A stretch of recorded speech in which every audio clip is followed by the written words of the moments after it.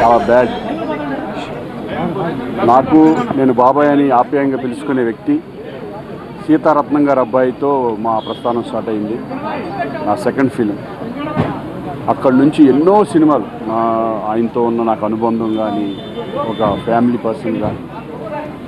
మొన్న కూడా ఈ మధ్య కూడా ఎప్పుడు కూడా ఫోన్లో మాట్లాడుకుంటూ ఆయన ఆరోగ్యం బాగోలేదు అని తెలిసి కూడా ఎప్పుడు మాట్లాడుతూ ఉంటాం. బాబాయ్ బాబాయ్ అని ఆప్యాయంగా పిలుచుకునే వ్యక్తి ఈరోజు గొప్ప ఆర్టిస్ట్ లేరు అనేది నిజంగా జీర్ణించలేకపోతున్నాం. అటువంటి గొప్ప వ్యక్తి, గొప్ప ఆర్టిస్ట్ మనకి మా ఇండస్ట్రీకి దూరం అయినందుకు నేను చాలా బాధపడుతున్నాం.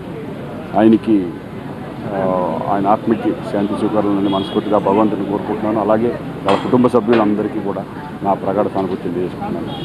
ఎందుకంటే ఈ టైంలో ఇంకేం మాట్లాడలేం. ఎందుకంటే రెగ్యులర్గా ఎప్పుడు కూడా మాట్లాడుకునే వ్యక్తి ఈరోజు మా దగ్గర లేడనేప్పటికీ చాలా బాధగా ఉంది.